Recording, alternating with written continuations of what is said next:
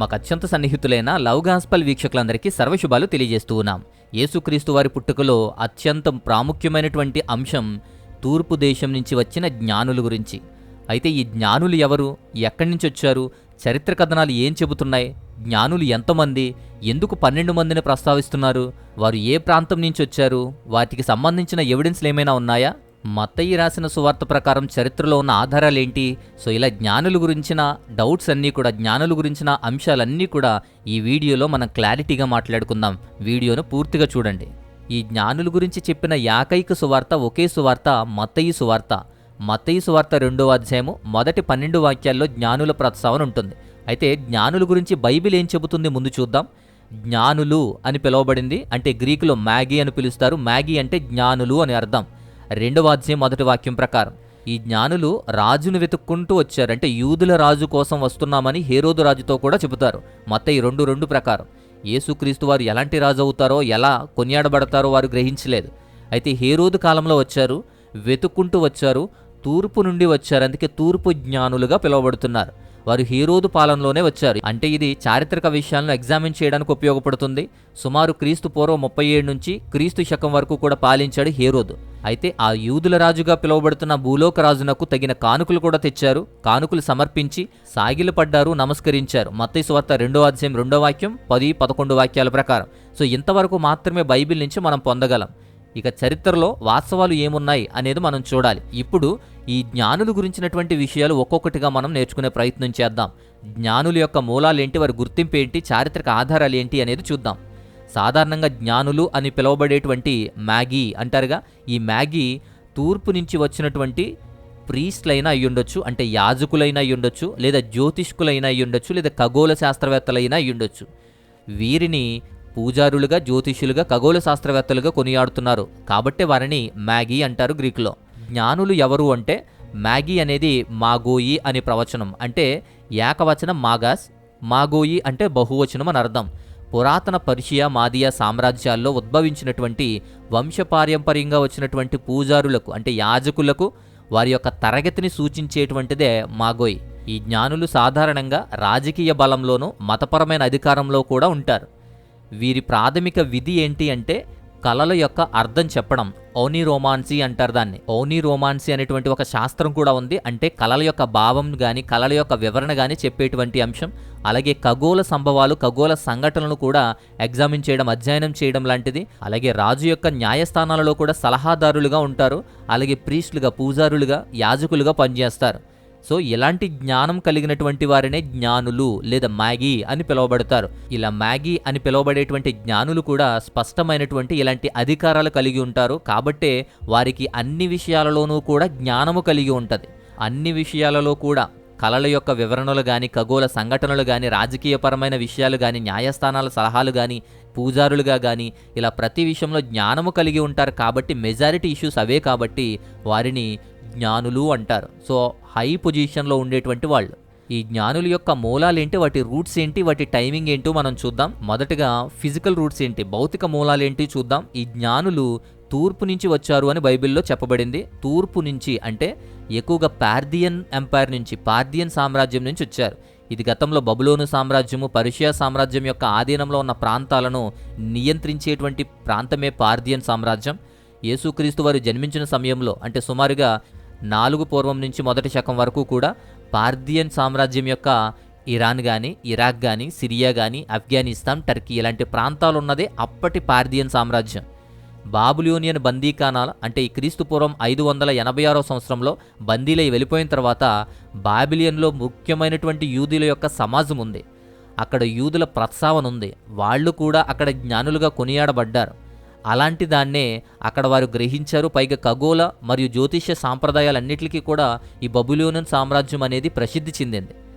So అలా ఆ మూలాల నుంచి, ఆ పర్షియన్ సామ్రాజ్యం నుంచి వచ్చినటువంటి విషయం అని చెప్పొచ్చు.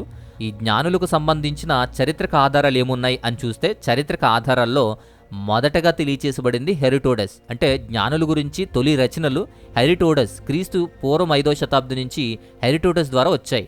ఈయన ఎవరు అంటే సాధారణమైన వ్యక్తి కాదు. చరిత్రకి మూల పురుషుడు, ఫాదర్ ఆఫ్ హిస్టరీ అంటారు, చరిత్ర పితామహుడు అంటారు. అలాంటి హెరోడస్ నుంచే వచ్చాయి.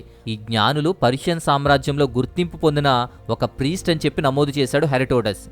తర్వాత పెర్షియన్ రాజు అయినటువంటి Darius the great. So Darius the great అంటాం కదా, క్రీస్తు పూర్వం 522 నుంచి 486 సంవత్సరం మధ్యకాలంలో ఉన్న డేరియస్ ది గ్రేట్ ద్వారా కూడా మ్యాగీలు అంటే జ్ఞానులు అసాధారణంగా ప్రభావవంతమైన వారు, కళల యొక్క నైపుణ్యాన్ని తెలియచేసేవారు, రాజులను తయారు చేసేవారు, రాజులకు సలహాలు ఇచ్చేవారు, కొత్త చక్రవర్తుల్ని ఎన్నుకోవడంలో కీలక పాత్ర పోషించారని తెలుస్తుంది. సో అలా చారిత్రక ఆధారాలను బట్టి కూడా వారి యొక్క ప్రస్తావన, ఉనికి అనేది జ్ఞానుల గురించి ఉంది. అంతేకాదు యేసుక్రీస్తు వారి సమయంలో అంటే సుమారు క్రీస్తు పూర్వం 4 నుంచి మొదటి వరకు కూడా పార్థియన్ యొక్క రాజు, పార్థియన్ కింగ్ ప్రేట్స్ 4 అంటారు. ప్రేట్స్ 4 అనేటువంటి రాజు అక్కడ ప్రాంతాలను పరిపాలించే అవకాశం ఉంది.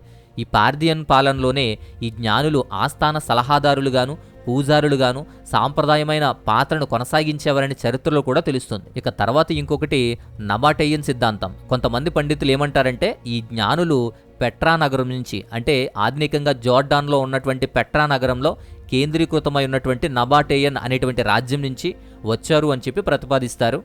రాజైనటువంటి అరేటస్ 4 క్రీస్తు పూర్వం 9 నుంచి 40 వరకు పరిపాలించినటువంటి రాజు అరేటస్ అనేటువంటి కాలంలోనే హేరోదు యోదయాతో సంబంధాలు ఎక్కువగా పెట్టుకునేవాడని, అలా రాయబారులను పంపడానికి రాజకీయ ఆర్థిక కారణాలు కూడా ఉన్నాయని, బంగారము, సుగంధ ద్రవ్యాలు, అలాగే బోలము ఇలాంటివన్నీ కూడా వారికి బహుమతులు అరేబియన్ రాజ్యాల నుంచి వచ్చి ఉంటాయని, వాణిజ్య వస్తువులు అని, వాటి ద్వారా ఈ నబాటియన్ సిద్ధాంతం కూడా నమ్ముతారు. ఎందుకు అంటే నబాటేనియన్లు అరేబియా మరియు మధ్యధరా ప్రపంచం యొక్క రెండిట్లకి స్థిరపడినటువంటి సంబంధాలను కలిగినటువంటి ధనవంతులైన వ్యాపారులు కాబట్టి వాళ్ళు ఎక్కువగా ఇలా తిరుగుతూ ఉంటారు. కాబట్టి నబాటేనియన్ సిద్ధాంతం అనేది ఒకటి ఉంది. ఇక 3వ సిద్ధాంతం చైనీస్ రూట్కు చెందిన ఒక థియరీ ఉంది, చైనా మూల సిద్ధాంతం అని.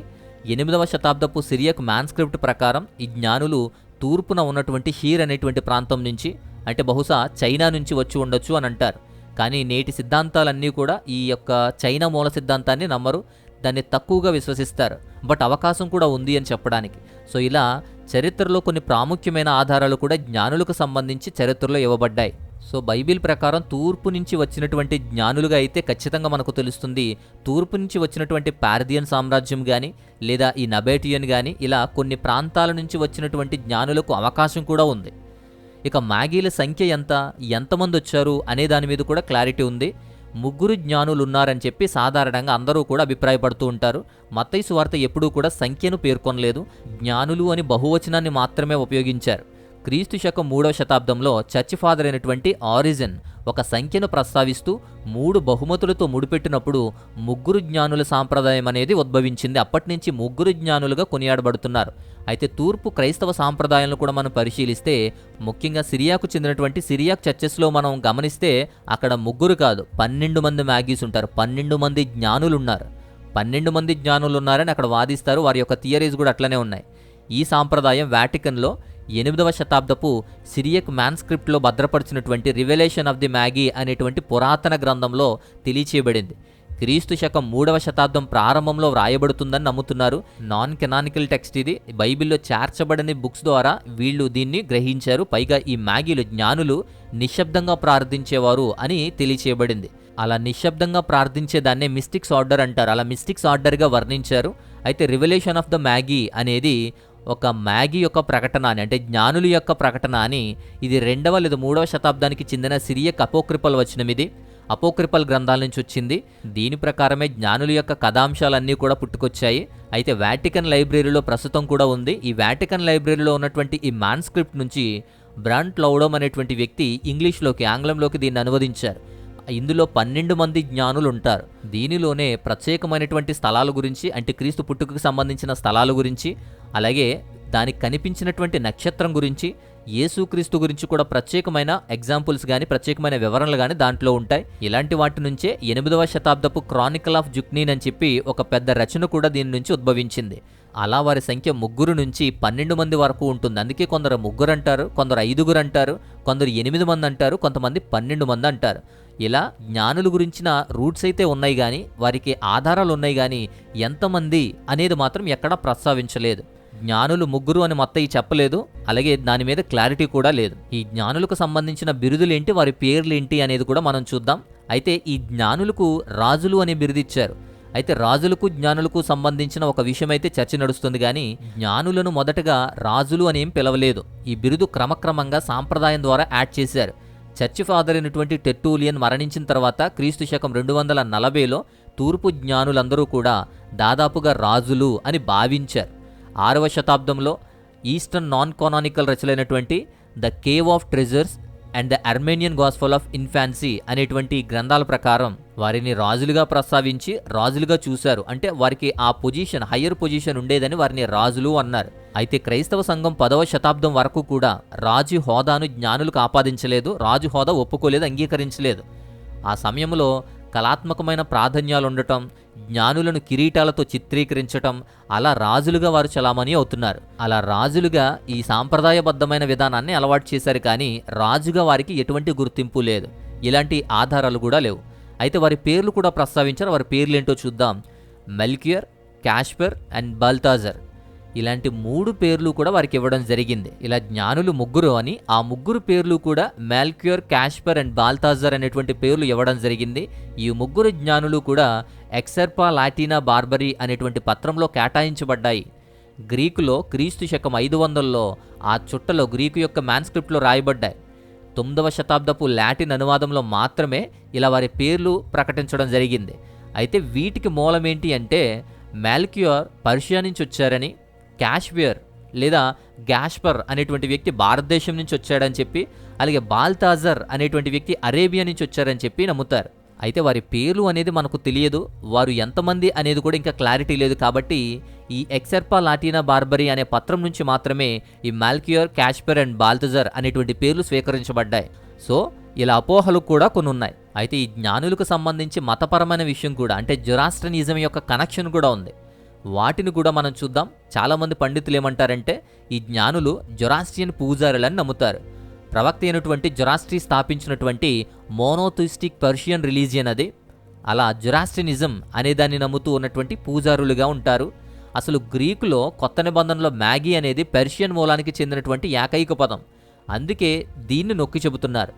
జొరాస్ట్రియన్లు ప్రారంభ కాలంలో యూదుల యొక్క ఆచారాలకు జొరాస్ట్రియన్ యొక్క ఆచారాలకు కూడా సమాంతరాలు ఉంటాయి, కొన్ని కలిసి ఉంటాయి. ఎందుకంటే జొరాస్ట్రియన్లు అలాగే యూదులు కూడా ఒకే సృష్టికర్త ఉన్నారని, అలాగే మోనోథిస్టిక్ కాన్సెప్ట్ అనేటువంటి భావన కలిగి ఉంటారు.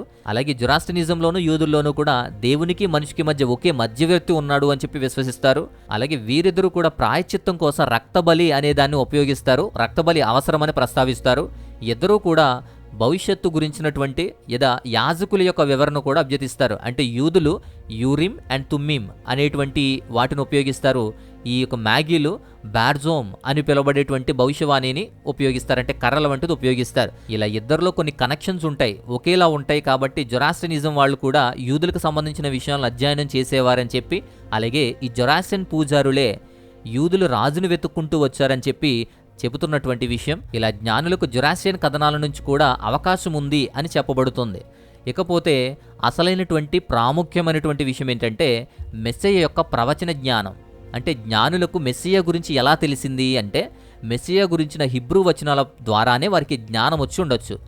ఈ కనెక్షన్ ఎక్కడిది అంటే పర్షియన్ సామ్రాజ్య కాలంలో బబులోను జ్ఞానులకు అధిపతిగా పనిచేసినటువంటి దానియేలు ప్రవక్త నుంచి ఉద్భవించి ఉండొచ్చు. రాబోయేటువంటి మెస్సయ్య గురించి దానియేలు యొక్క ప్రవచనం, దానియేలు గ్రంథం 9వ అధ్యాయం 24 నుంచి 27 వాక్యాల గురించిన జ్ఞానాన్ని జ్ఞానులు భద్రపరిచి ఉండొచ్చు. అక్కడ ప్రీస్టులు కానీ యాజకులు కానీ భద్రపరిచి ఉండొచ్చు.